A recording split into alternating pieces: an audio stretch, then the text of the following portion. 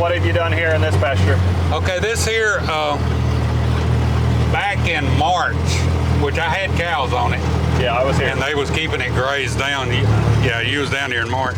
And we had, I had run over it with the BioSure Grow back in March. And then about the middle of May, end of May, somewhere-ish in there, I came in and I attempted to do a herbicide and using a full-strength fertilizing as well with the BioSure. We went with a full 1 gallon on it. And but I think my spray rig was messing up because it's got some skips in it where it's like, you know, it didn't do real like well. Herbicide. You see some of the, I mean, it burned it a little bit, but it didn't get it. And if you look where I ran, it's you know, a good straight clean shot. Yes. It killed everything, but it was just like there's strips in it. So we're going to work on the nozzles on that spray rig to try to get that part finished out.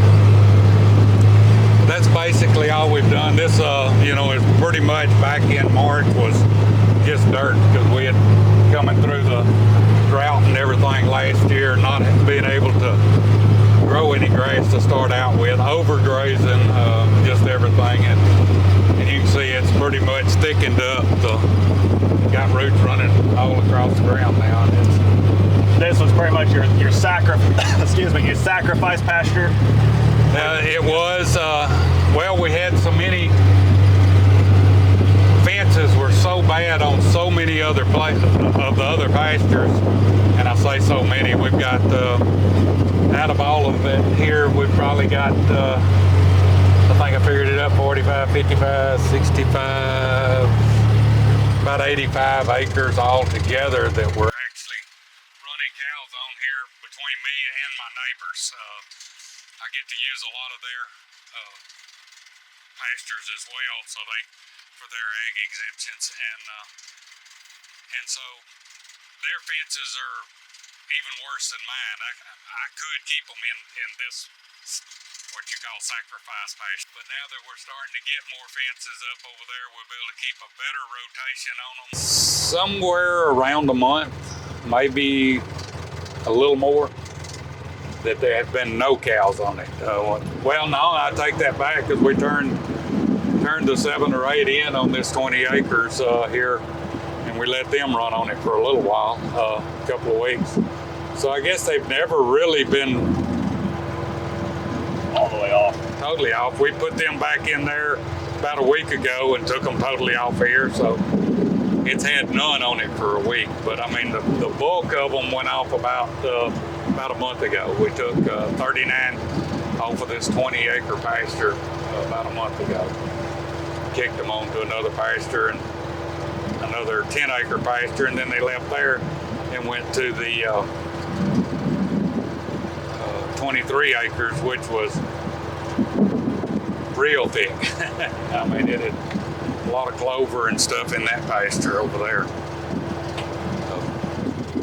But yeah, it's looking good. A lot better. But it's last time I was here. Yeah, it's a lot better than March. And a whole lot better than January. Yes. January it was rough.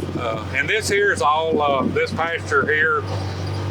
Most of it is Tipton is more to the east of us, and then this where we're driving right here is all either coastal or jigs hay. And this was all at one time back prior to 2020 was all hay fields. That's all we did, was just cut hay off of it for several years and got it well established. And then of course the drought kind of tried, and as you can see, if right in through here the grass is changing, went to a bigger leaf, a bigger stem. This is all Tipton 85, which is a bigger stem, bigger bladed grass. Yeah. It'll produce more forage from what they're all telling me anyhow. Yeah, it's supposed to. If you ever get it established good.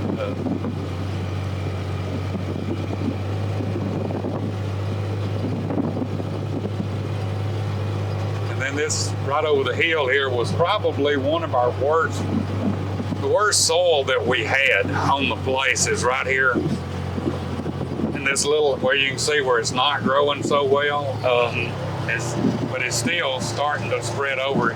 This here was just, I mean, this has just been some poor ground to start out with, and it's starting to do better as time goes on.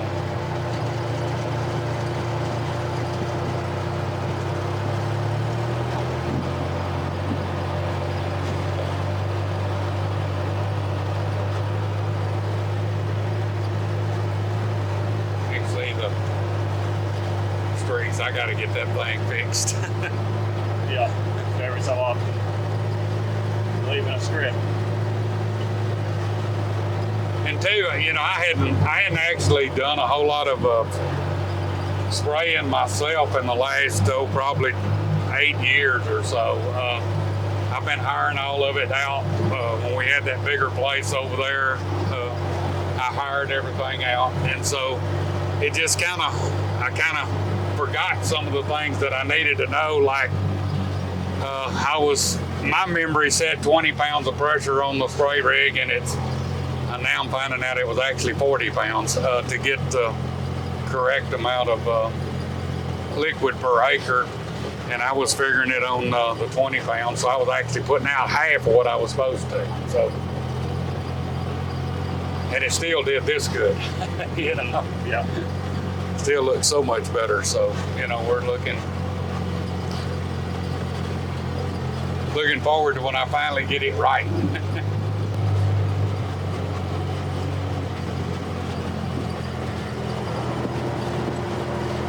We'll go over here. I've had this cow that I've actually been working with her quite a while, trying to, figure out exactly what it is in her eye. And I think we finally come up to that it's a wart that was growing in the corner of her eye.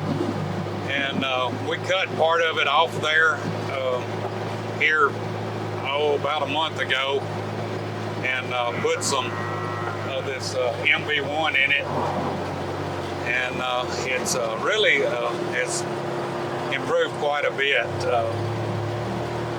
This actually started probably back in January, I think, is when we was actually looking at it the first time, wasn't it? When I was asking all the December, questions. yeah. I'd have to look at that. January, February-ish. And, Yeah. But it's finally starting to, since we cut some of it off, kind of figuring out that I thought it was cancer at first in her eye, but I think we're finally coming to the conclusion it's coming up to be a more of a wart growing there.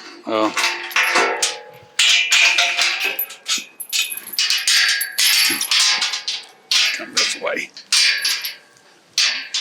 What are these heifers all had done to them? They've all had feel right. I don't think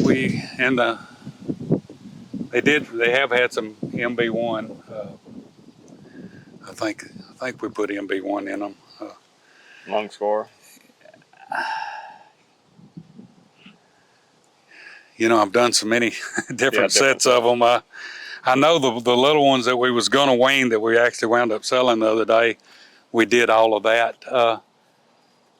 It seemed like we did. I'd have to look at the books, and my wife keeps up with all that stuff more than I do.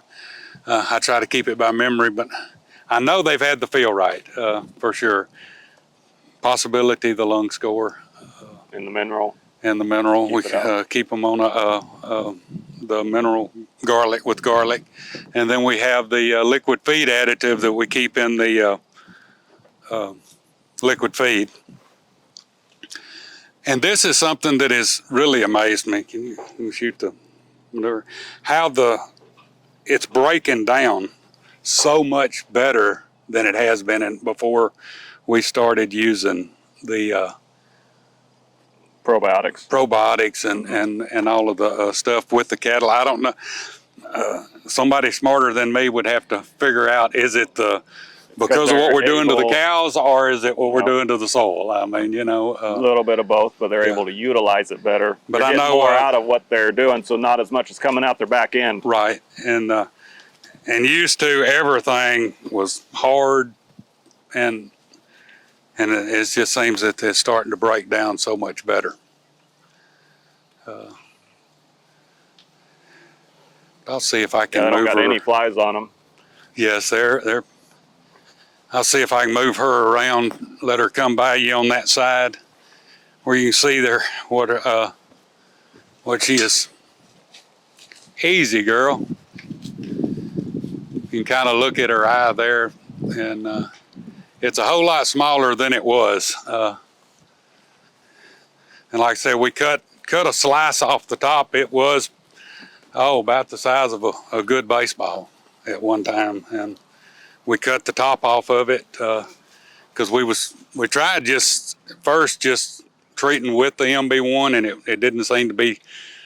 It was making it bleed and stuff, but it wasn't really doing that much to it, didn't seem like. So we cut some of it off of there, and when we did that, and then put that on there, it started to really shrink it in size and all. Mm-hmm. So, but what do you call them? The dung beetles? Mm-hmm. We call them tumble beetles. Yeah, he was over here. See, We've got a few of them starting to come back on the place. Hadn't seen them in probably 10, 15 years, but this year we've actually seen a few. he's in here somewhere.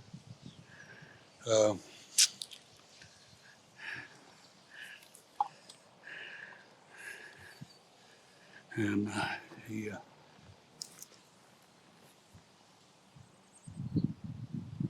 where'd he go? He's down in right there. Hey, oh, there he is. He's still alive. Okay, I was hoping I didn't injure him, but yeah, we hadn't had them, and probably I hadn't seen one on this place in 10 to 15 years, and ever since we was using all the commercial fertilizers and stuff and chemicals and all. But with starting with going natural last year, this year we've actually started to see an increase in the bugs, insects. What do you call them that are good for the beneficial, the beneficial insect one, there we population. Go. So, but that's kind of, and I guess is that what that is too? Yeah. Probably just a different species. Different one. No, he's flying. That's one. I don't know. They won't fly. None of them. I don't know. I'm not an entomologist. We see a lot of them. I don't know. Jackie says it's a June bug, but I don't know that it is. That's not what we call June bugs. Yeah. Well, I mean, a baby one. Orange. Huh? Yeah, we've got the big orange ones, and that's what I say. I don't think that's a June bug, but yeah, that's what we call June bugs. But I've been seeing a lot of them around too that we hadn't seen in the past. Well, it's June. Huh? It's June. Yeah. There you go. There you go. But